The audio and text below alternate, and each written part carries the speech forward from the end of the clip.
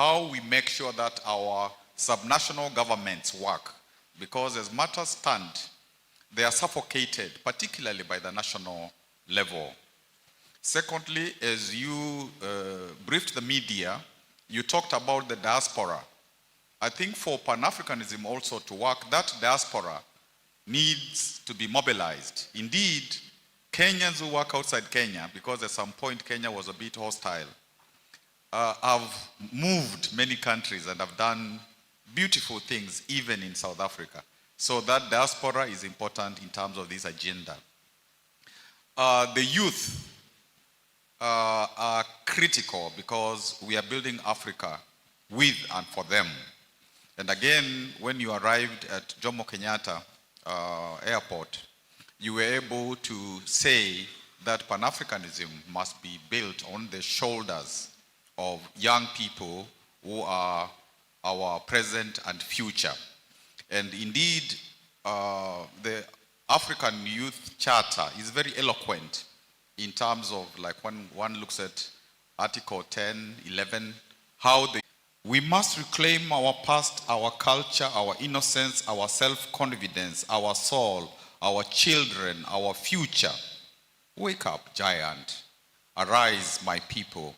Arise, Africa, arise. Your time has come to teach the world how to be a neighbor, how to live in community, honest work, how to share, how to love, how to be humane. Arise, Africa. Our time has come.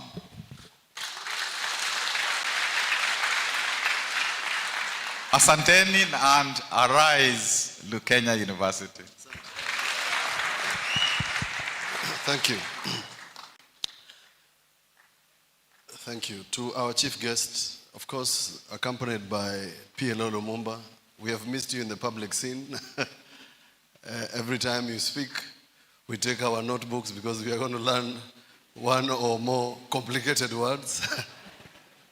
So this is a very good initiative, and I'm going to say why it is a good initiative. I bothered to travel to South Africa, and I went to the Robben Island to see the place where Mandela and his friends were incarcerated. The person who took us on a tour, who was a victim, told us, do not cry. But by the time they finished the tour, I can tell you, you cannot not cry. And for a person to have withstood these sort of circumstances that are Robben Island, come out of jail, become a president, leave presidency, and form the South African rugby team, makes Mandela an icon and a saint. Now, why is this important? The generation we are speaking to, Mandela, Kwame Nkrumah, Julius Nyerere, and all these African heroes are nothing but textbook stuff. They can't relate. They can't relate to the struggle. But here in their presence is a person who rubbed shoulders with Winnie Mandela, Nelson Mandela. So what is missing in the Pan-African struggle is the story, a person who knows the story, to tell the story. And that's why this is important. You have started a journey, together with the professor here, a journey to awaken this continent. Because somehow, and we must confess, you are just among the few people who are speaking truth to power. Because I've watched you. I've watched you interrogate a judge about his past judgments during the apartheid. That is the portion that I miss of being a legislator. Because you can speak truth to power.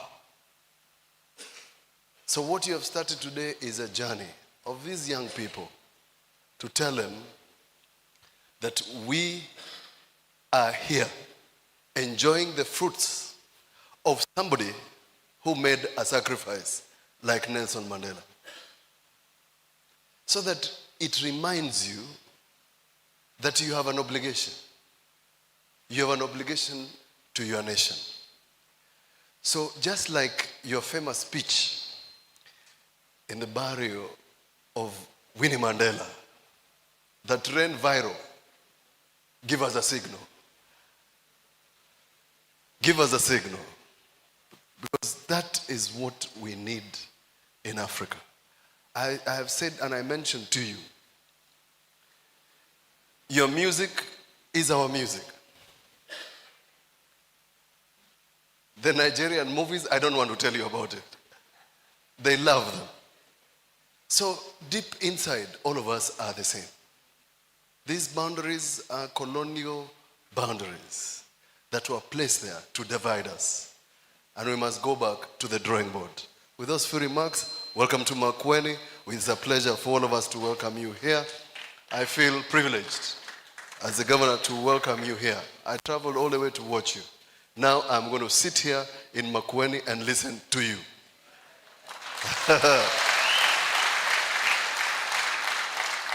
A famous man said, to you young people, bliss it was to be alive at dawn, but to be young was very heaven. To be in the presence of Malema in Makueni County is very heaven. Thank you very much. Thank you, Governor. That was wonderful. Thank you. A big clap for the governor.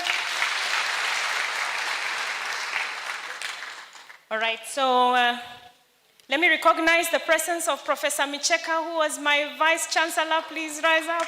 Lukenya Universitya. Some of these are your students here, Professor. Thank you very much. Thank you.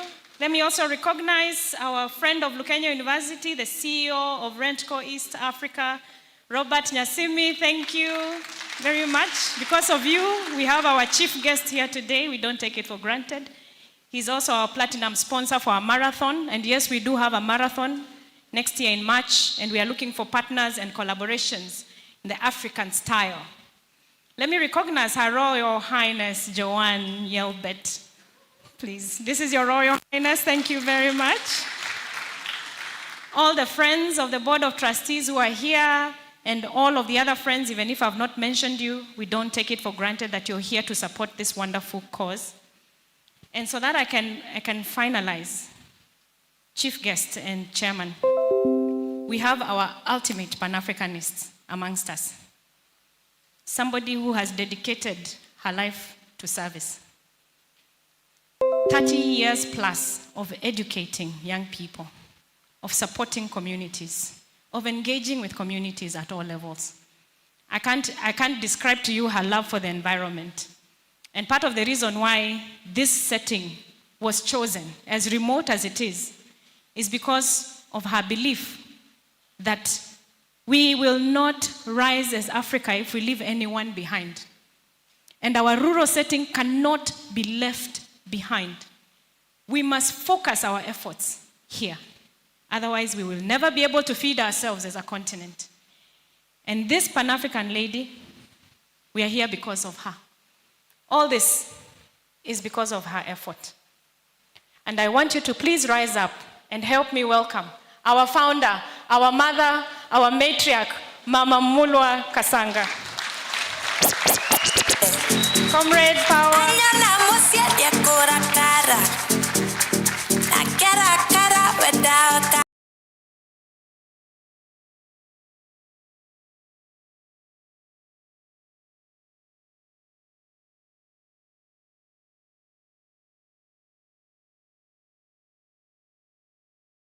Hear your voice.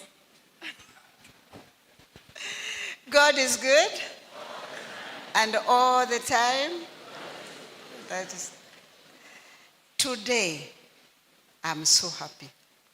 Malema, our son, like the governor said, is here, and we are going to listen to you. Our governor, our son, is here. We are going to sit. We have listened to him, and is most welcome to this corner of his county. Professor, you remember the day we called you to launch the concept called Lukenya University. And you know, he couldn't speak because a lot of politicians also took a lot of time, you know, but he said, he gave us his speech.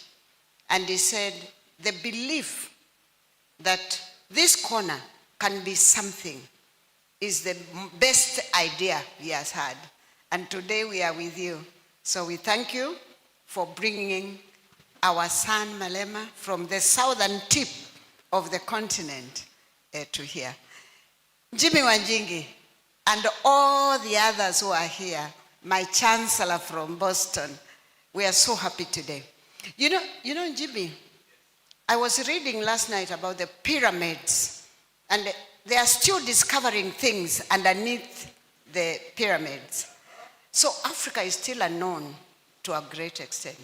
But we need leaders like PLO and our son here to bring out Africa to the world, the proper Africa. Thank you very much indeed. Thank you, Mama. Thank you so much. Comrade power. Suddenly, Lukenya University is not far. Thank you to PLO Lumumba and EFF leader. So I'm done for today. Please, let's enjoy ourselves. I will hand over the mic back to the MC. Thank you very much. God bless you all.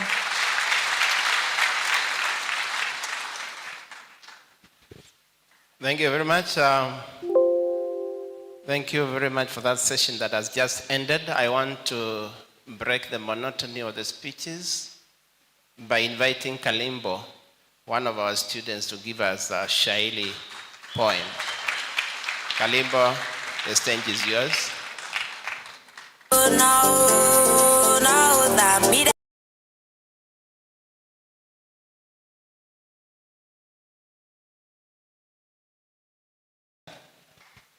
Muungano wa Afrika ndicho chanzo cha umoja. Nawapa zangu salamu Lukenya, habari zenu. Kwa wale Waislamu salamu aleikum yenu. Na ndugu wa Bwana Yesu asifiwe Yesu wenu. Muungano wa Afrika ndicho chanzo cha umoja. Ni jina la harakati ilozuka Amerika. Ni moja ya mikakati ya kuunganisha Afrika. Kuja kwetu ni bahati, macho yalitufunguka. Muungano wa Afrika ndicho chanzo cha umoja. Kuzipigania haki hasa za watu weusi. Kujikomboa kwa dhiki, kukomesha unyanyasi. Ipate kuondoka chuki pamoja na wasiwasi. Muungano wa Afrika ndicho chanzo cha umoja. Kulinda utamaduni wa jamii ya Afrika. Kukana ukoloni gandamizo la Mwafrika. Janga la umasikini kikomo nalo kufika. Muungano wa Afrika ndicho chanzo cha umoja. Utumwa ulisukumwa kusodhihirika tena. Biashara ya watumwa binadamu kuuzana. Mara moja ilizimwa, hadi wa leo hakuna. Muungano wa Afrika ndicho chanzo cha umoja. Du Bois na Mandela walikuwa kwenye chati. Na Kenyatta hakulala, lijitolea kwa dhati. Wako walokwenda jela kisa hizi harakati. Muungano wa Afrika ndicho chanzo cha umoja. Mambo mengi walipinga na maovu kuyasuta, hasa hili la ujinga wache kulikamata, wasiwe wenye kupanga vya wenye kwa wenye vita. Muungano wa Afrika ndicho chanzo cha umoja. Afrika kujitawala, kuwa na wake uhuru, wakomeshe mbaya hila, ukatike msururu, uwe mwisho wa madhila, waishi wakiwa huru. Muungano wa Afrika ndicho chanzo cha umoja. Na hapa yangu kalamu kifuniko naitia, imeisha yangu zamu, kikomo nimefikia. Niliyowapa elimu vizuri kuitumia. Muungano wa Afrika ndicho chanzo cha umoja. Muungano wa Afrika ndicho chanzo cha umoja. Muungano wa Afrika, mweusi apate haki. Mtunzi na mgani ni mie wako Joshua Kalimbo. Shukran. Thank you very much, Kalimbo. That's our student. I want to invite, for the sake of those that don't understand Kiswahili, another narrative from Nyawira. A narrative from Nyawira. It's a short one. Then PLO, you prepare to take the stage.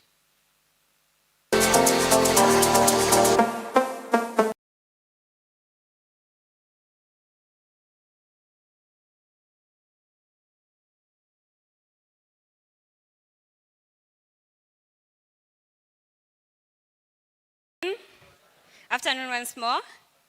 I'm going to present a narrative by the name Alpha Prays for Help.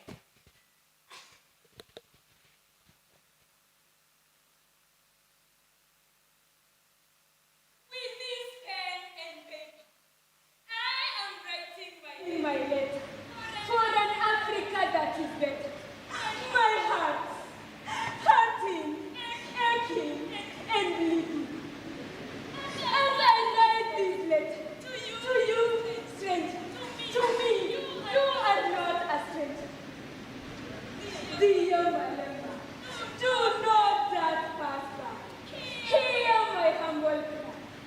Let me, I dispose this bitter letter to the bedroom window for somebody, anybody, to help me. A letter by the roadside, a young girl crying for help. Malema, please, take me out of this agonizing misery. Misery with no glory. A glory I deserve with plenty. I must take this letter to the church to judge the injustices. Hooray! Finally, somebody is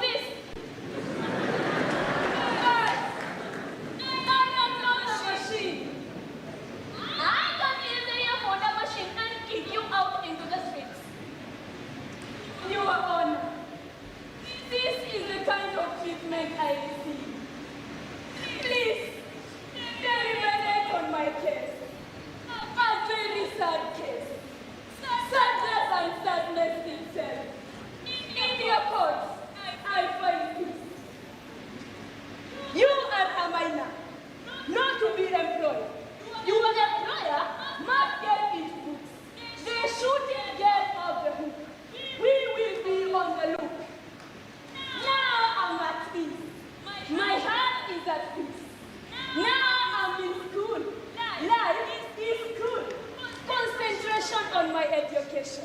Free for all that English nation. Working towards my dream realization. A timeline aware presentation. A Lukenya University production. A Produndo Island creation.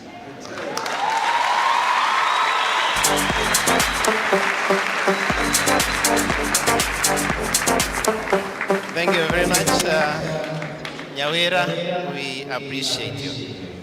I want to take this opportunity because of the interest of time to invite Professor Patrick Lumumba to take the speech.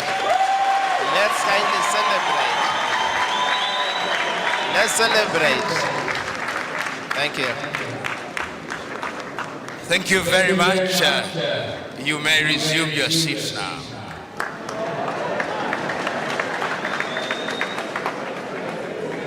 Let me start by welcoming and appreciating my very good friend, the Commander-in-Chief of EFF, Commander-in-Chief Julius Malema. We do not take it for granted that you have taken time to be present with us here in Lukenya. We thank you. Permit me also to recognize present in the assembly the governor of Makueni, Senator Mutula Kilonzo Jr. Permit me also to recognize the Chancellor, the Pro-Chancellor, the Vice-Chancellor, and all senior academic staff and trustees of Lukenya University, not to forget the immediate past governor of Makueni, who was my teacher in first year, Professor Kivuda Kibwana. Because this is a Pan-African event, you will permit me to recognize Pan-Africanists who have taken time to be present with us this afternoon. I'll recognize them. They will rise and wave their hands, if only to demonstrate to those who are here and those who are watching online that this is Africa present in Makueni. Permit me to start as I do with my good friend and brother, His Excellency, the Ambassador of Antigua and Barbuda himself from Trinidad and Tobago, Ambassador Wallace Williams.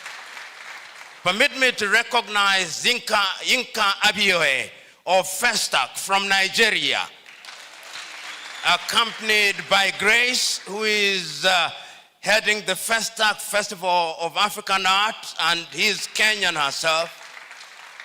Alawi Kashim from the United Republic of Tanzania.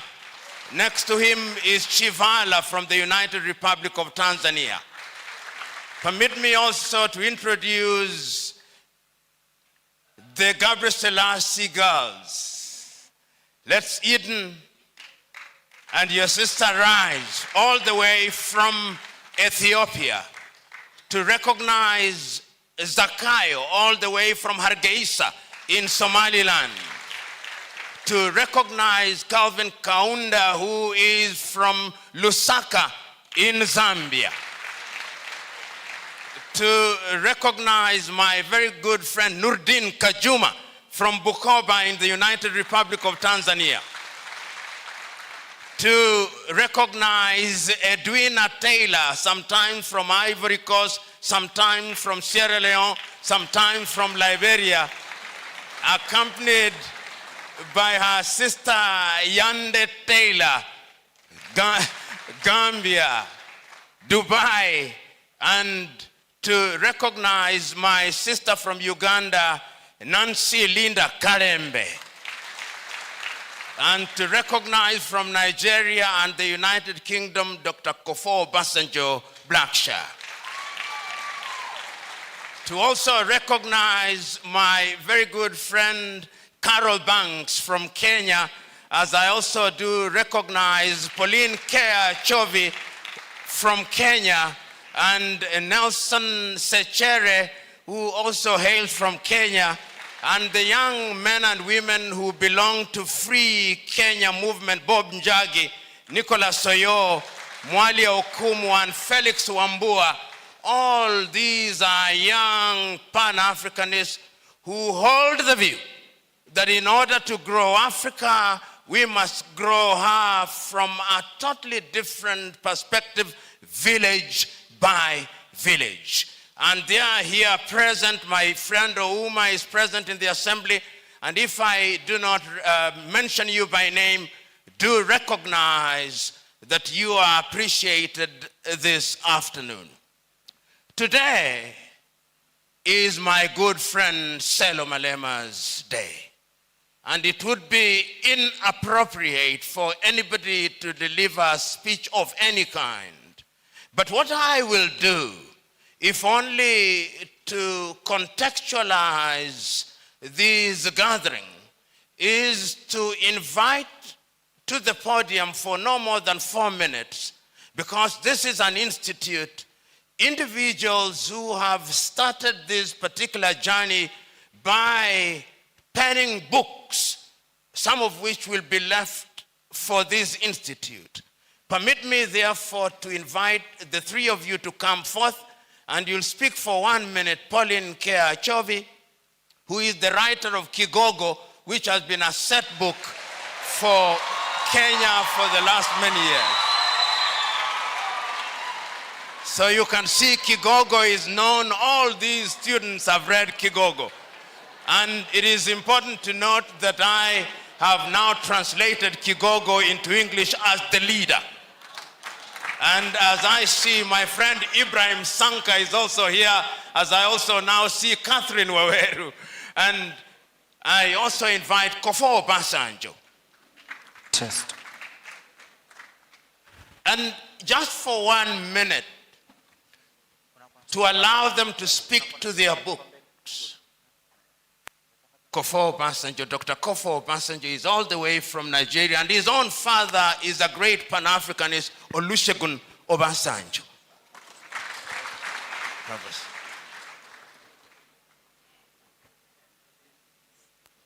Where is Carol Banks?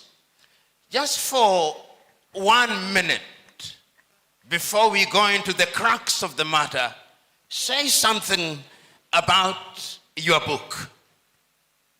Pauline Kea.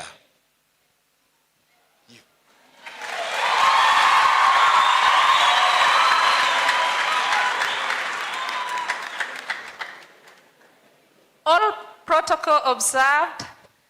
I will take very little time. I think most, if not all of the students seated here have read Kigogo. Thank you. Kigogo was then translated by Professor PLO Lumumba to the leader, the English version. I hope that you will read the leader too. So I will just talk a little bit about the leader or the Kigogo. I wish I could speak in Kiswahili because it's in Kiswahili, but for the sake of our visitors who are not conversant with Kiswahili, but we are making Kiswahili a lingua franca for Africa, and so very soon we will not have excuses to use English in such forums. So, Kigogo, or the leader, is about leadership, and leadership for the young people. The majority of you know what I am talking about. I will pick on a character. The young people here know a character called Sudi in the play. Sudi says, did you like Sudi? Did you like Tunu? Majoka. So Majoka is this evil leader. And so Sudi at some point, he's just completed his university course, and is actually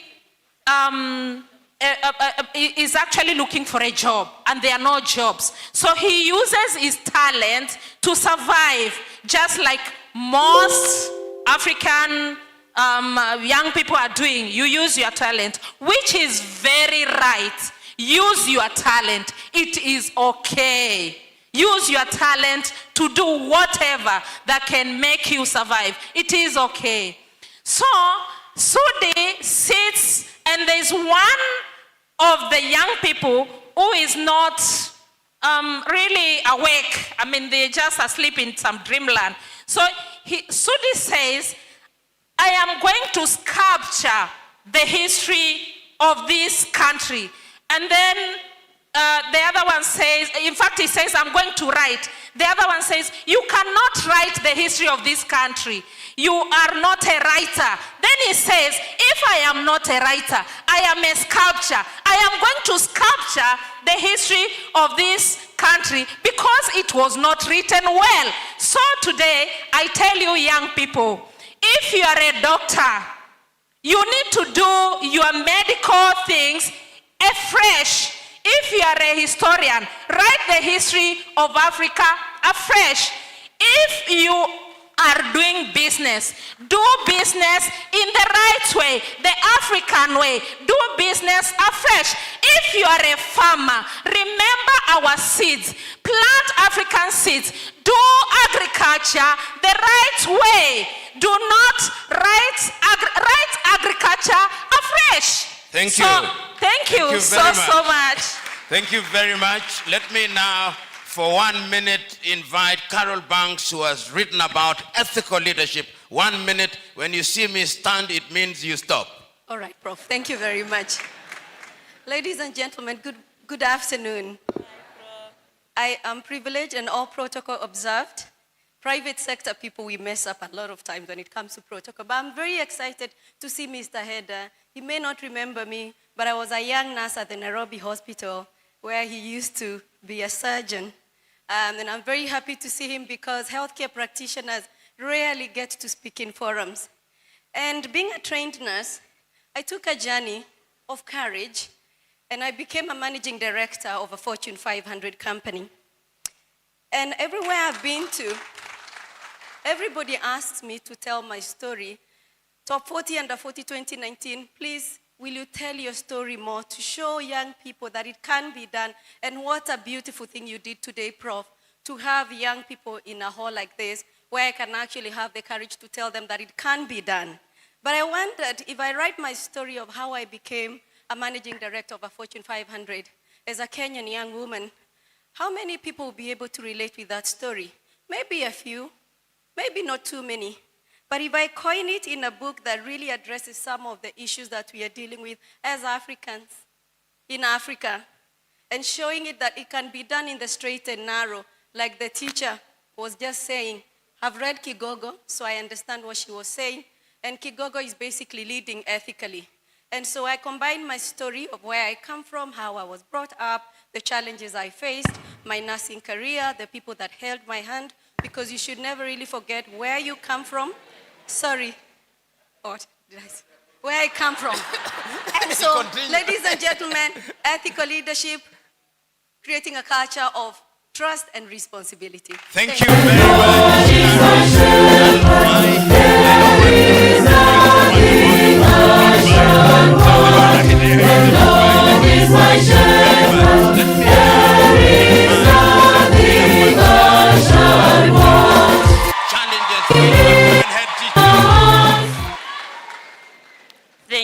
Thank you, Prof. Good afternoon, everyone. Thank you. My name is Dr. Ndomtila Wansa Mwanzia. I'm a lecturer at Lukenya University in the School of Education and Social Sciences. I'm the chairperson, Department of Education. I was motivated to write my book, Challenges Faced by Women and Teachers in Public Primary School, because as a younger teacher, I was elevated to the office of David end teacher in the primary school. And after a few days, the end teacher retired, I was to hold the two offices for almost a year because those times, 1992, we were not being replaced very fast.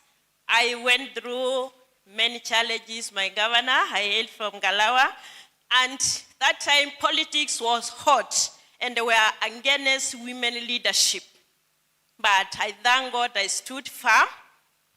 I climbed the ladder to end headship, where I faced more challenges when I started my education as a diploma in SNE, Bachelor of Education in Special Needs Education, and also I went for Masters in Education Administration. Then most of the people say, then she does suit to be in the primary section. Let her move where she belongs, because she seems to be more educated for our younger children. So with all those challenges I face and other ladies, then I was moved to write this book. You can read it more when you purchase a copy. Thank you. Thank you very much. And now permit me, before I call the speaker in a short while, to allow two people 1 minute each, Yinka Abioye, for one reason. In 1966 in Dakar in Senegal, there was the Festival of Arts under the auspices of Leopold Sédar Senghor. 40 years later in Nigeria, there was Festac in Lagos, Nigeria, under the patronage of President Olusegun Obasanjo. Next year, there will be Festac in Kisumu from the 20th to the 25th day of May 2022. He is the man who has revived Festac after a hiatus of nearly 40 years, in Zanzibar in 2022 and in Arusha in Tanzania in 2023. For 30 seconds only, say your piece. 30 seconds? Everybody, it's a pleasure to be here. I can't talk for 30 seconds. This is a punishment. What I'm going to tell you is this. Like Prof said, 45 years ago, a festival was put together to make all of us come together and know and understand one another. Guess what? We let it die for 45 years. It's back. It's every year going forward. It's Africa Month. The May is last week of May for all of us. And people, the next one is May 20th to 26th of 2024 in the wonderful city of Kisumu. I look forward to seeing all of you to celebrate who we are as people. Viva Africa. You made it. Thank you. Very lastly, let me allow Dr. Kofo Obasanjo Blackshear to speak to a book which I commend to all of you. Dr. Kofo. Good afternoon, everyone. I'm going to try to stick to the 1 minute, and I'm going to hope I beat Prof coming to send me to my seat. So very briefly, I'm not going to introduce myself. You've heard my name. I'm in a race against time here. This book was forged in the crucible of the COVID pandemic under the supervision of my father, Chief Olusegun Obasanjo, former head of state of Nigeria. And the principle behind this book, Pillars of Statecraft, is essentially what are the ingredients required to build a strong nation state. As Pan-Africanists, what we need is that each individual African nation is as strong as it can be, and that together as a force and a block, we can write our own story. Madam Founder said to us to bring Africa out to the world. This book is about forging African nations so that they are strong and that as Africans we can thrive and then launch out into the world. Unleash our youth. We are the only continent that is growing. We need to unleash our youth who are healthy, who are educated, who are equipped as a force out there to take the world back and to take Africa and really launch it into a space where we have partnerships on our own terms. We're no longer a continent that has things done to it. We're now a continent that has partnerships and effective relationships where we own our narrative and we don't have our stories told for us by other people. And I think I made it. Thank you. The other person who has written a book in absentia is Professor Suki Mwendwa, a book called Sing Your Song. It is a book that I also commend to you. May I now humbly request you to resume your seats. And having done so, May I now have the podium to be brought.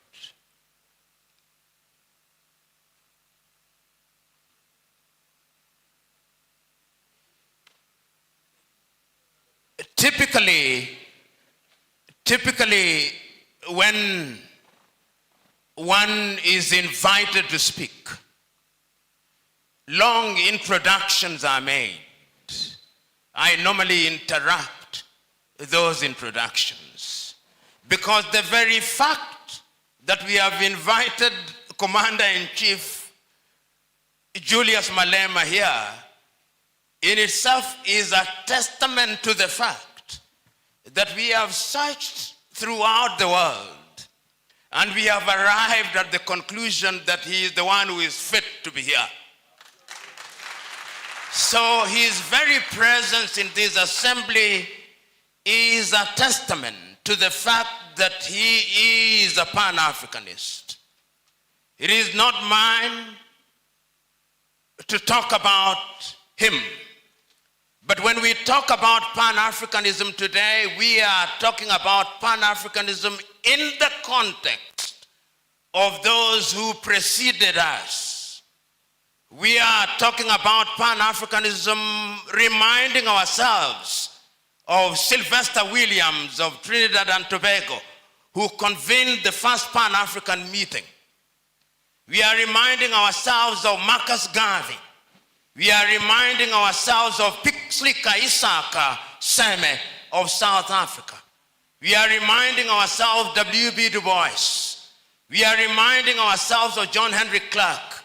We are reminding ourselves of Malcolm X, of Martin Luther King Jr., of Robert Mangaliso Sobukwe. We are reminding ourselves of Bantu Stephen Biko.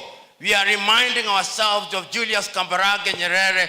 We are reminding ourselves of Amilcar Cabral Abel-Jassy. We are reminding ourselves of Ahmed Ben Bella, of Ahmed Sekou Toure, of Samora Moises Machel, of Agostino Neto, and all those great men, Winnie Madikizela Mandela. We are reminding ourselves.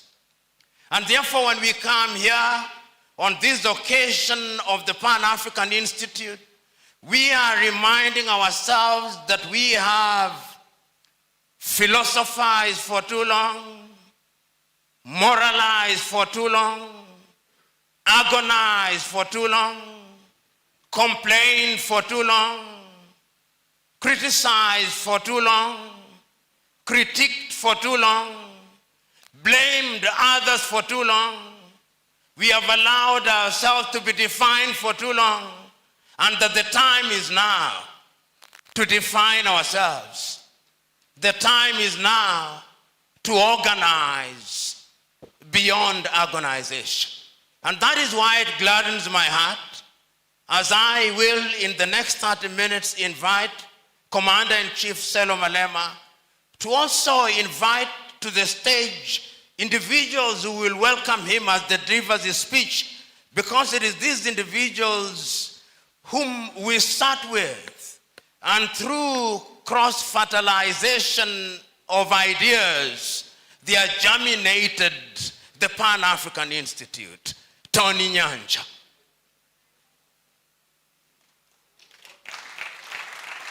Joanne Mwangi Yelbert. Sylvia Kasanga.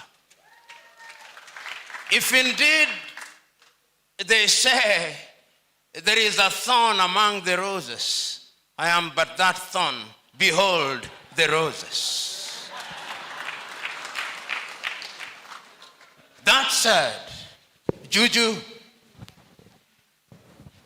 these are your people. Amandla, Maibuye, Maibuye. You don't know how to respond.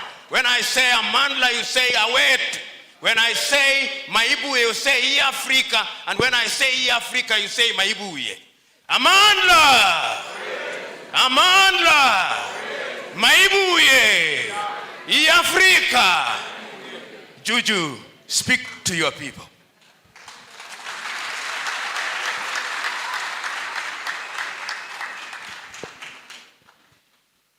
Thank you very much, Program Director.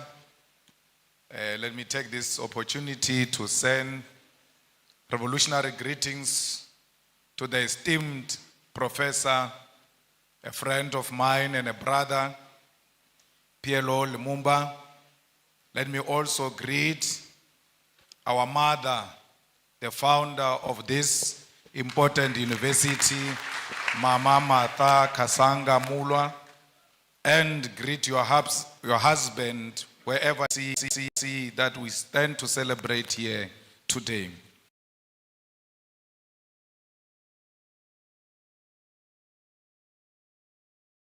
And all the staff members who are here today to celebrate with us. And we also want to send our revolutionary greetings to the leadership of our province, what we call a province, I hear you call it sub-national, the governor, and all these politically elected leaders who are here today. We are really grateful for your presence. Let me also send my greetings to the Lukenya University students and members of the community, members of the media and fellow Africans. Today it feels good to be African. Right here in Kenya, a place we call our home, because all of Africa is our home. No one can ever say to me, welcome to Kenya or Lukenya or Nairobi, as if I'm a visitor. I regard no part of Africa as being foreign to me, because Africa, all of it, belongs to me and I belong to Africa. It is a humbling honor to be invited to address the launch of the prestigious Pan-African Institute, which is targeted at creating intellectual collaboration and unity amongst the people of the continent. Let us therefore begin by congratulating you on this initiative, which is long overdue in light of the importance of the continent to reclaim its intellectual and academic identity within the global community in general. We know that ideas are at the core of the African capacity to chart its own destiny within the community of the world. Intellectual sovereignty has to be forged through research and development that is steeped in African experiences, African problems, and African questions. The economics of the African Academy have been part of the modalities of the broad draining of our resources. Because of lack of dedicated funding, many thinkers in the continent are taken in the general brain drain driven by Euro-American institutions. As we have seen over the decades, there is no way Euro-American is going to fund an intellectual project that will see Africa truly become intellectually sovereign. A truly sovereign Africa is a threat to the imperialist establishment that continue to determine the agenda and control of our resources. It is also inspiring to see that our esteemed Prof. Lumumba and those who are joining him in this initiative have chosen our continent and Kenya in particular to establish an intellectual research and knowledge institution. Accordingly, our first duty is to call on sons and daughters of the continent, both based here and in the diaspora, to jealously fund this institute and ensure that it create and charts a unique Africa based on an original thought, because we have a duty to chart our own intellectual path. We are also inspired by the fact that the Institute concept of Pan-Africanism include all people of African descent. That is, those in the continent, the Americas, Caribbean islands, Europe, and Asia. This is because wherever they are found, people who look like you and me continue to be treated as an inferior race. When you see a black person, when you see an African person, everywhere else in the continent, in the diaspora, and all over the world, please be kind to African people, for because they are a hated nation. Wherever they are being enslaved, they are being tortured, they are being harassed. No one shows them love. But you, as an African who claim to be a Pan-Africanist, you have a responsibility to show fellow Africans love and care. The violent, genocidal, and catastrophic transatlantic slave trade and colonialism are the historical twin towers that plugged the humanity of Africans into the dark night, which to this day seem to have no end in sight. The image of the African as a black and subhuman was forged through massive and violent enslavement of millions of African people sold in the Americas as properties of white colonial settlers. In the coastal and mainland villages of West Africa, through the gun, the dogs, and the spears, African communities were plundered, captured against their will, and chained like animals. At the ports of Ghana, those chained, naked, and malnourished bodies of men, women, and children were scaled, measured, and sold for gold, silver, or livestock. They were put in those gigantic ships that crossed thousands of kilometers of the massive body of violent and cold waters of the Atlantic Ocean. Millions will not survive the dangerous voyages on sea. They will die of disease, starvation, or pure mental illness. Many will be offloaded alive, thrown into the deep waters to ease navigation during the storms of the violent seas. It is on those cold Atlantic Ocean's waters, deep in the bottom of the ocean, that many carcasses of African people, their bones lay rotten in chains and swallowed by the sea. Those who survived and on arrival in the Americas were forced to work in the different plantations of white men. From the voyage ships to the plantation, the image of an inferior African was being constructed through brutal force. Then began the violent colonial conquest for settlement aimed at our natural resources that defined our native continent. The white man sought to rule Africa and here designed a system of racial segregation, racial humiliation, racial abuse that lasted for many centuries. The colony and the plantation, with the voyage slave ships in the middle, were the perfect technologies of recreating the African into a subservient being whose only survival in the modern world must always be through white tutelage, supervision, and approval. The transatlantic slave trade, colonial conquest, and colonial rule are responsible for the zombification of the African soul and its intellectual damnification and the psychotic condition where Africa and its people cannot handle their affairs without white supervision.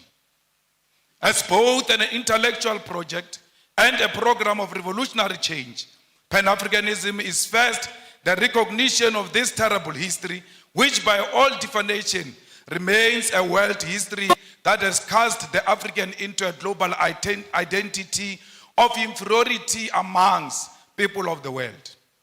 Pan-Africanism is never forgotten noise of the painful cries of those captured slaves whose black bodies were swallowed by the Atlantic Ocean from the slave ships. It is the agonizing cry from the brutal violence suffered by the black slaves in the sugar, cotton, and corn plantations from Georgia to Sao Paulo. Pan-Africanism is also the resounding victory from the theater of the Haitian Revolution from 1781 to 1804, led by the greatest descendant of our continent, Toussaint Louverture. Together with his patrons, they bravely led the first and only successful slave revolution in human history, defeating a combined European force commanded by a France Napoleon Bonaparte. It is the bravery of those African former slaves who will define citizenship on a racial definition of blackness, declaring that Haiti belongs to black people regardless of the color of their skin. Pan-Africanism is also the anger emanating from the countless defeats suffered by the patriots, the brave soldiers like those of Mau Mau and Bambata rebellion, defeated at the hands of the brutal British colonial forces. It is the intellectual heritage of Marcus Garvey, W.E. Du Bois, Booker T. Washington, Harriet Tubman, Pixley Isaac Aseme, Charlotte Mateke, Winnie Mandela, Kwame Nkrumah, Seiko Tore, Julius Nyerere, Haile Selassie, C.L.R.A. James, Frantz Fanon, Thomas Sankara, and today our own Prof. Lumumba, together with us, must carry the mantle of the African Pan-Africanist call. Pan-Africanism is a set of ideas written in chains with blood, spear, and the unforgiving guns of the sons and daughters from the Algerian Revolution to the Battle of Kutoko-Naval. It is the one-party state of Africa as a whole, as professed by Marcus Garvey. It is Ami Caesarius' negritude, Kwame Nkrumah's African socialism, Steve Biko's black consciousness, Julius Nyerere, Ujamaa. It is also Mbeki's African Renaissance, all based on forging a unity of African people who are formed by the same history and must seek after common destiny. It is the architectural achievement from the Pyramid of Egypt to the cities of Mapungubwe. It is the industrial invasion by Garrett Morgan, traffic lights, Frederick Jones, refrigerated trucks, and Alexandra Miles, automatic elevator doors. It is the cultural movement in jazz, R&B, reggae, funk, blues, Kwaito, Juju, Nigeria, Chimorenga, Zimbabwe, Makosa, Cameroon, and Benga, Kenya. It is the novel Things Fall Apart, The Devil on the Cross, Maru, The Trails of Brother Jeru, Songs of Solomon, and Notes of Native Son. It is the artwork of Gerald Sekoto, Chike Anyako, Oche Okeke, Edmonia Lewis, the religious movement of Bishop Lekhanyane, Manku, and Shembe, the Coptics of Egypt and the Ethiopian Orthodox Christians, as well as Islamic denominations from Tunisia, Nigeria, Kenya, all deserve a place in the rich thinking and knowledge about Africa and its people. It is true that Pan-African call has also been prophetic, carrying important cautions that those who conducted the project for the rebirth of the African continent in the post-colonial context have not heeded to. In the pages of Frantz Fanon, Ratchet of the Earth, lays a critique which, since independence in the 1950s to this day, leaders of African people have failed to give programmatic response to this call. First and foremost, the Pan-African call is a call for African unity, not cooperation, collaboration, or coexistence. Many of you confuse the unity of Africa to mean collaboration or cooperation. We don't want to cooperate. We don't want to collaborate. We want to be one, and being one means we must share the same vision and the same direction. Yet many over the past half a century have chosen cooperation, which has given way to neo-colonialism. That is to say, for African leaders to continue colonialism without direct rule by colonialists. The launch of the Pan-African Institute right here in Kenya must help us intellectually to shift towards revolutionary Pan-Africanism, contribute to resolving some of the historical mistakes, blunders committed by post-liberation movements. We should state clear here that while the formation of the Organization of African Unity was a step in the right direction. The fact that the founding conference failed to unite the African continent is a historical blunder.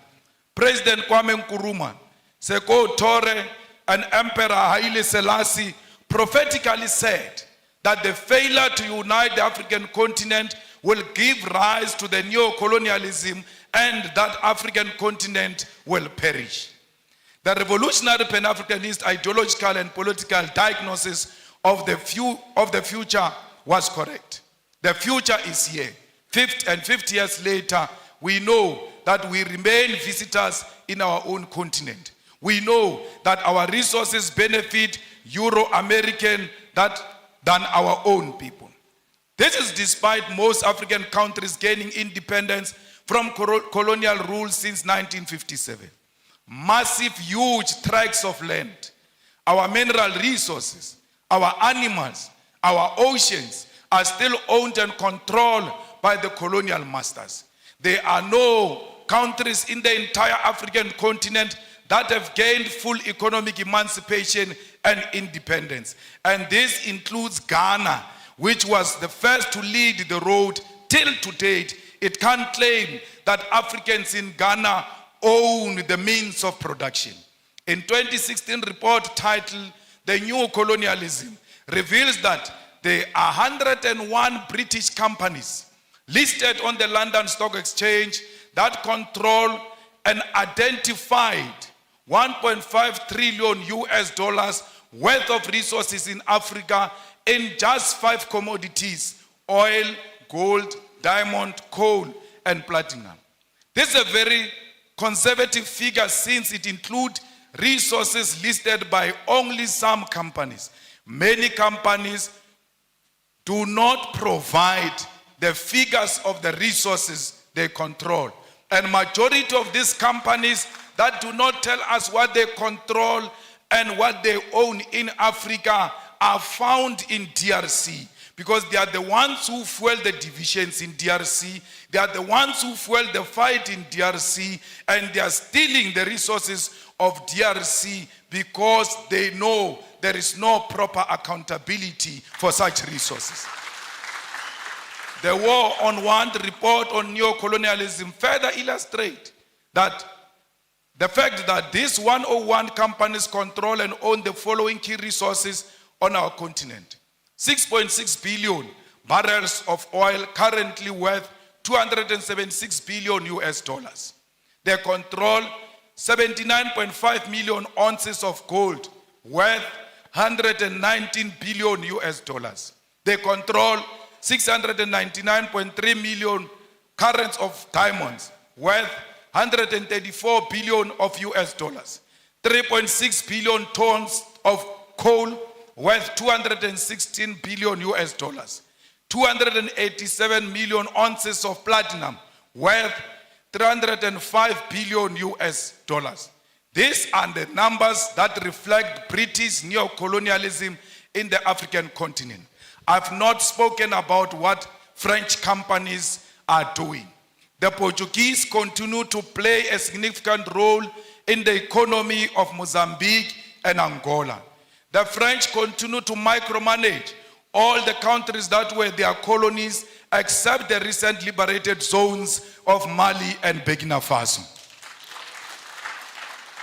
Comrades, the French are brutal, to a point that post-colonialism, they still make certain African countries to pay colonial tax to France. The French are brutal because some of their former colonies, their reserve banks are still in France. They are not in control of their own economy, yet they claim to have an independence. We, as progressive Pan-Africanists, must fully associate with and support all revolutionary actions of fighters who are removing puppets of French imperialism from political office and power. Not all these actions are revolutionary, because we must be careful of French-sponsored coups in Africa, where we think there is a revolution taking place in Guinea-Conakry, only to find that there is a French puppet who seek to replace those who were there before. There is nothing revolutionary about the Guinea-Conakry coup. We ought to separate that there can never be a revolutionary coup that reinforces French imperialism on African soil. Anyone who comes into political office under the pretense that they are fighting a French puppet while knowing they are the French puppet themselves must be isolated by progressive Pan-Africanists. All French soldiers and military must leave the African continent, and this also should apply to neo-colonial military bases, including the African Command Center of the USA. We don't want the army of America. We don't want the army of France here. We don't want the army of anyone. We want African army on African soil. The Pan-Africanist Institute should therefore provide ideological, political, and technical weapons to all progressive forces of the African continent to fight against colonialism. There is a political trend that is being accepted by African heads of state and government, where one country convenes all 54 heads of African states and government. The United States of America, France, China, Russia, and United Kingdom convene all 54 heads of states and government for a meeting, and they all go following each other like Casey and Jojo as heads of states to listen to one head of state, 51 of them. Sometimes they disrespect them to a point where they put all 54 heads of states of Africa in a school bus to go and listen to one head of state. What happened to these men? Because all of them, majority of them are men. What happened to these fathers who go and bow combined to one man? Even if he's Putin, why would they all follow each other and go and listen to one person? What happened to their dignity and their authority as leadership? They must have leadership qualities to know that Putin is equal to them, that China is equal to their own single country, irrespective of their size, because what matters is sovereignty. And if China recognizes that sovereignty, will respect the president of that sovereign country as an individual. Comrade, Kwame Nkrumah noticed this when he said that neocolonialism also means the following: breaking up former large united colonial territories into a number of small non-viable states incapable of independent development. An external directed economic system and political policy, the state being obligated to take the manufactured products of the imperialist power to the exclusion of competing products from elsewhere. Payments towards control over government policies and foreign capital is used for the exploitation rather than the development of less developed regions. Governor, on my way here, we saw how the people here are working the land. We saw that there is no piece of land here that is not being utilized to the benefit of our people. But the question remains, where do these people sell these things? Because they can't consume all of them. Yes, they must produce to feed themselves and feed the whole Kenya and feed the continent and the world. Is the government buying food that is produced fresh from this soil, or do we have companies that are owned by white people in Nairobi who bring finished products into the land that has got products that can be bought directly from our own people? We say people must work the land. After they work the land, their own governments in Africa do not procure from those people. Because if it does not have a white color, they don't like it. Our leaders like their colonizers more than us. That's why they always seek after anything that looks like colonizers. 10 years ago, we as revolutionary activists and visionaries from south of African continent, started the revolutionary socialist movement and Pan-Africanist movement, the EFF, Economic Freedom Fighters. When we formed the EFF in South Africa, we told them that our organization is not for South Africa. Our organization is for all Africans. And we said this. We said this during xenophobic attacks of our people in South Africa, where people were being attacked because they come from outside South Africa. We chose to side with our people because we're necessitated by the fact that we love ourselves. And if you love yourself, you'll see a person from Tanzania in you. You'll see a person from Nigeria in you, because we are one thing. We as the Economic Emancipation Movement did not only say we are Pan-Africanist. In one of our cardinal pillars, we said South Africa must engage in massive investment of economic development in Africa. Because if you keep on saying people are coming to South Africa, are looking for jobs, are going to take jobs from us, we can stop this thing of people coming to South Africa. How do you do it? Go and build massive economic development in African countries so that people can stay where they are and they can feed themselves from where they are. No one wants to leave his own home into some strange place. We leave our homes because we are searching for greener pastures. If there is an ESCOM in South Africa which is failing to give us electricity, but when it was well and still running according to how we wanted it, ESCOM had the capacity to electrify the whole of Africa. Why are you not going into the African continent and electrify the whole of Africa? Why is there no train that moves from Cape to Cairo, making sure that trade in Africa and movement of goods and persons is easy? Because if we do that, there's no one who can leave Lusaka to go and stay in South Africa. They can get into a train, go and do what they want to do in South Africa, and come back home and develop their own countries. We must make sure that this Africa is linked together. We must violently demolish the borders that exist between our countries, because those are not our borders. You cannot worship a border between Tanzania and Kenya and come and sit in this hall and say you are a Pan-Africanist. A Pan-Africanist means the first task is to get rid of colonial borders so that we bring Africa together in practical terms.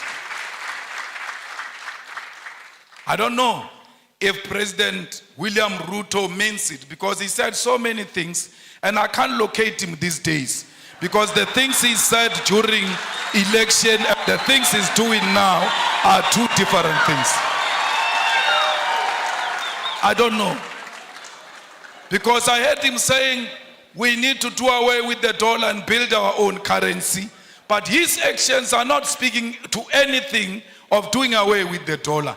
The latest being putting a red carpet for a murderer, a person who killed the Kenyan people, coming into this country, receiving a red carpet and being saluted by our own army. This is not a Kenyan army, it's not a colonialist army.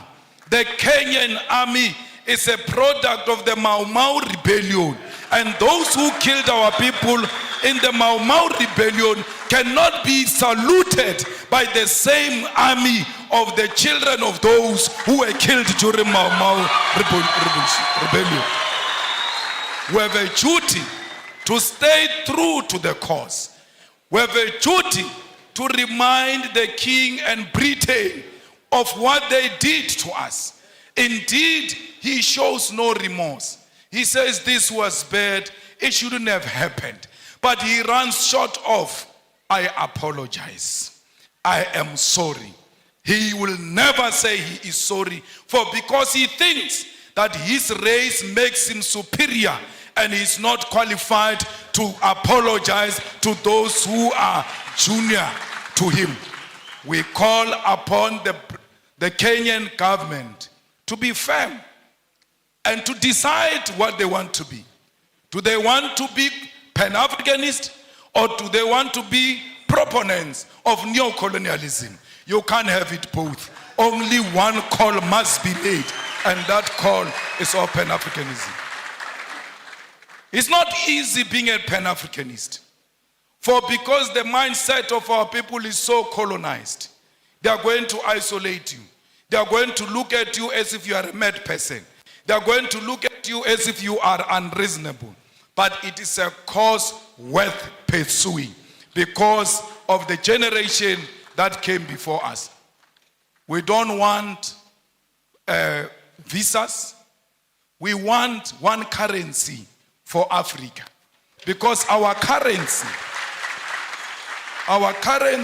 can be more powerful than the pound and the dollar combined, because London has got the biggest storage of gold, yet they don't have a single smallest mine of gold. Their economy is based on our minerals. And if we safeguard our minerals and protect them and say out of these minerals, we are producing a currency that is going to compete internationally, we stand a good chance. We need African Central Bank. We need African Monetary Zone.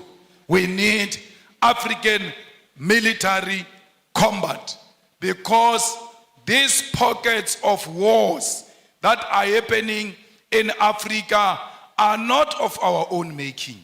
They are sponsored wars so that those who continue to steal our resources can do so uninterrupted as we fight ourselves, amongst ourselves.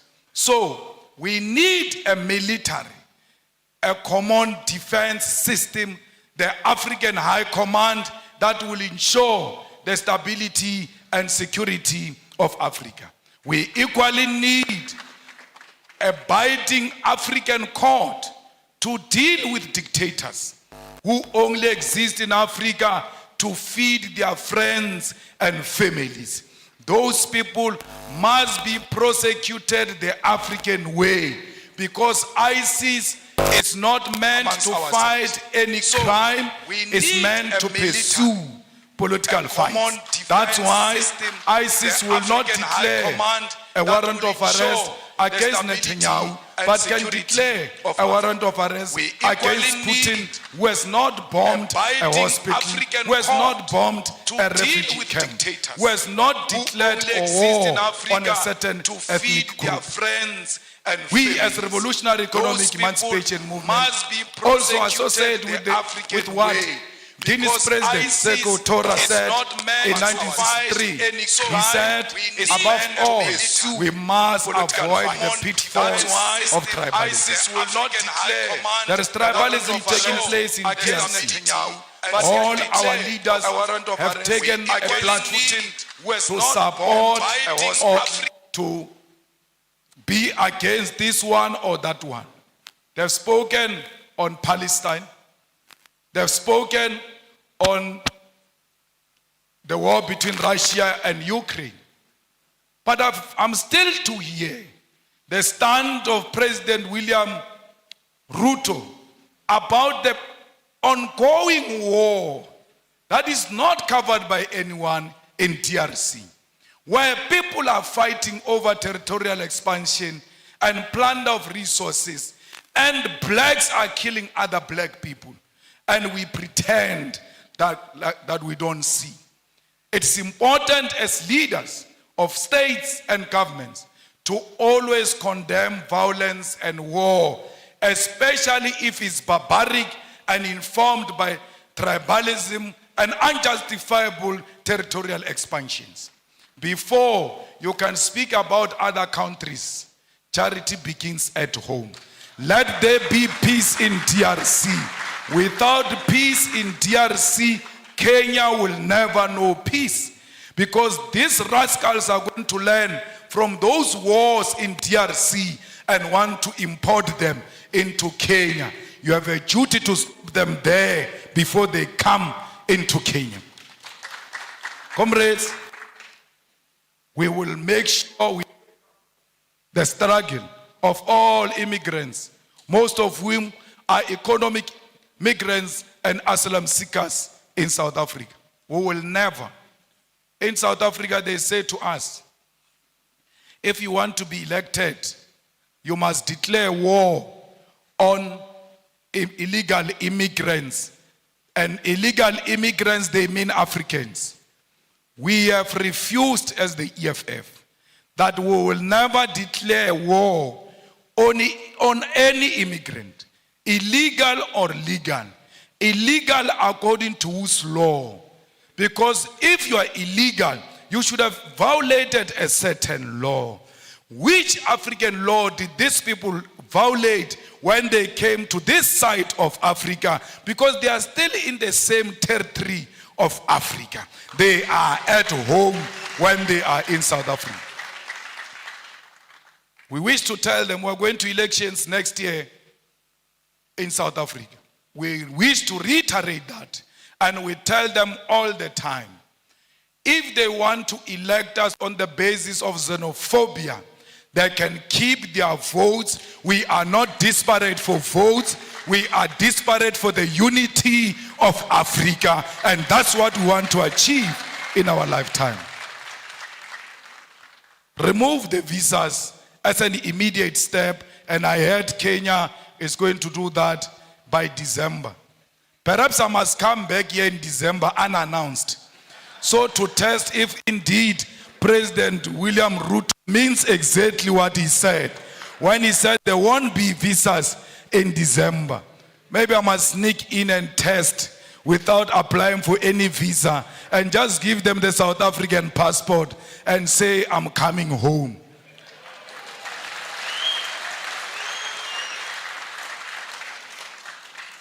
Mama, we want to commit in front of you and all the dignitaries who are here and the students that this Pan-African Institute will be supported by the EFF. We will ensure that indeed it has got a home in South Africa. We will not only support it verbally, we will put money into it, we will pay the staff members of the institute, we will also pay the offices of the institute, because we believe that we must speak one language as Africa. We will donate the books here at the university to ensure that every African writer has got his or her book in the Pan-Africanist Institute. Let's all spread the gospel.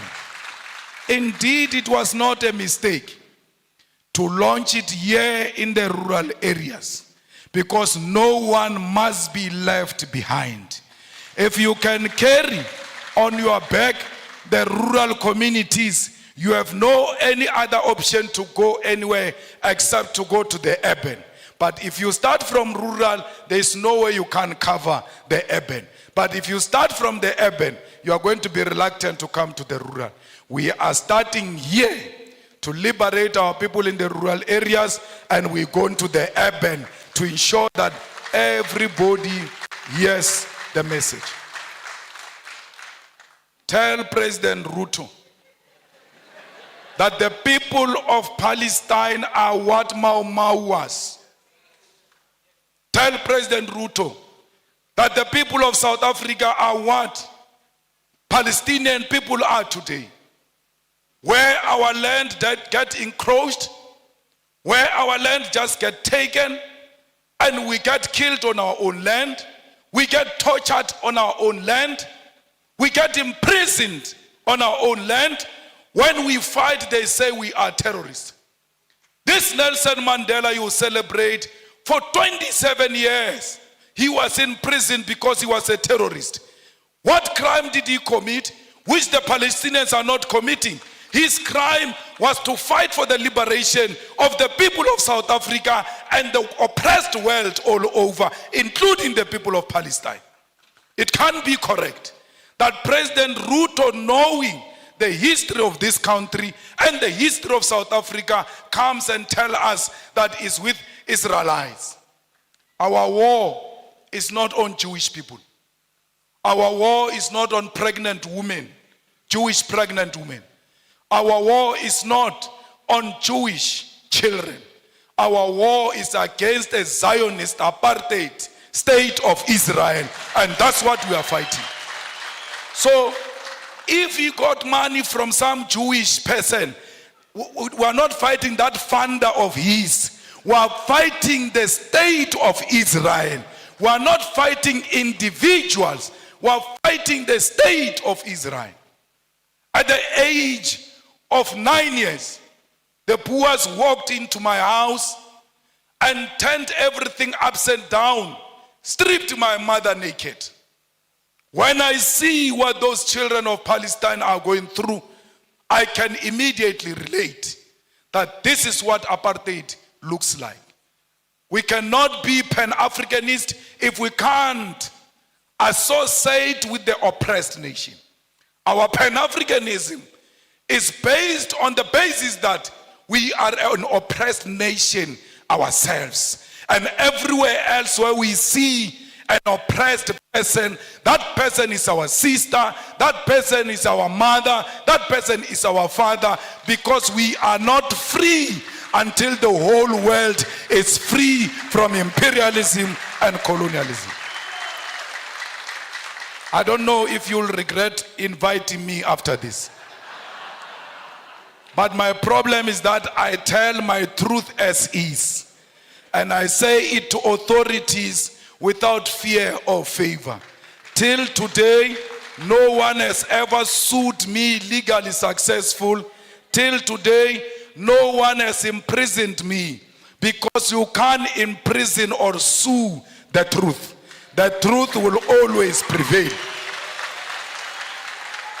Comrades, we must make sure that as we live here, our sympathy is with the oppressed people. Look at Cuba. Its crime was to choose a different economic system to what America has chosen. And then they are under more than 60 years of economic embargo. What crime did the people of Western Sahara commit against Morocco? We are at the center of speaking the truth as a Pan-Africanist institute, because we've got the ear of the continent and the diaspora and the whole world. And this organization we are launching today, Prof, will live forever and ever, because you only speak the truth yourself to power. And you always make us politicians to want to check if indeed we are still on the right track. So an institution established by a person like you, we are guaranteed that it will live for long and it will live for generations to come. That's why we are proud to be here. I was not brought by a plane here. I was not brought by a car here. I was driven by the spirits of those people who were dumped in the oceans. And when they were dumping them in the oceans, their cries are still crying loud till today. They did not dump them in the ocean only. They dumped them chained on their hands and their feet, and they could not fight. When the sharks were eating them in those oceans, they could not fight. Even if you know that today I'm going to die, but it is always good to die fighting. That you must hold the shark even when you know it's going to swallow me. I must die fighting. Those people who died in the ocean said to me, you ought to arrive there. Because what you guys are going to start there is that which is going to seek reparations for us. As you leave this place and going back to your home, remember the people who died in the plantation, beaten, treated like dogs. Remember all of those slaves that asked for help and they never found help. But you must say to them in spirit, the help has arrived. And that help we declare today that will fight the battles of the heroes and heroines of Mau Mau, of Mbambata Rebellion, of the slaves. This Pan-Africanist Institute must be at the center of demanding reparations for all the suffering Africans have gone through because of colonialism. We must teach our people that we are not beggars. When we ask for reparation, we are not asking for donation.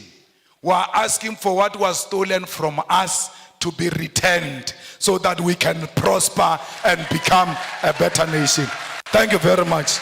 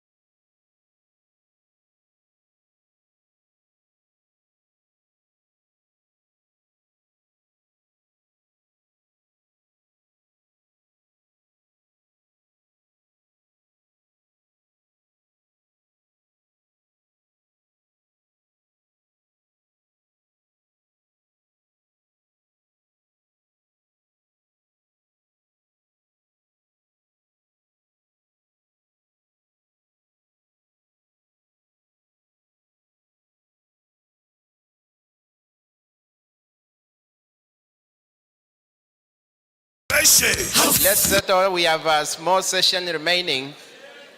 Let's settle. Okay, Kitino.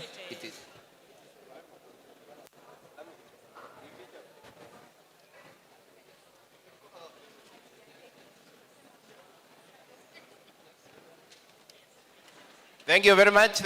Let's settle down. We want to get to a small session. Chief guests, Julius Malema, we want to unveil the Pan-African Institute. That's a small assignment that you have before we get to a cake ceremony where we'll be led by Ines, our Royal Ines. And the cake is already here with us. So I want to invite you to come and take us through this, and you need to be flagged by PLO, Governor Mutula Kilonzo. Please accompany the chief guest to come and unveil the Pan-African Institute. I don't know whether you have a word for it. The Board of Trustees for Lukenya University kindly come.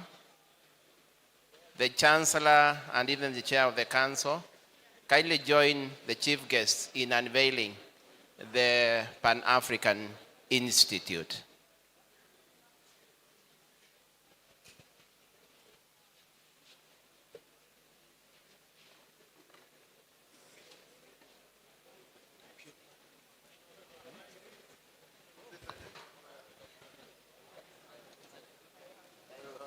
Yeah, we also have Senator Manzo here with us. Senator Manzo, you can also join us for the unveiling of the Pan-African Institute. Chief guest, you have something? Okay, say something and allow him to make the declaration. Yeah, thank you very much. We now are at a stage when we formally invite the Commander-in-Chief, the Honorable Julius Malema, to declare the Pan-African Institute formally open. Juju. Thank you very much once more, Prof.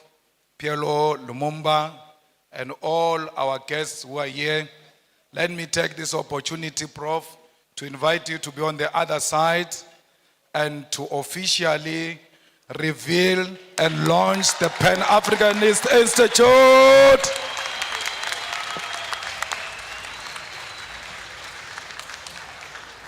Thank you. Thank you. 10, 9, 8, 7, 6, 5, 4, 3, 2. Now, very quickly.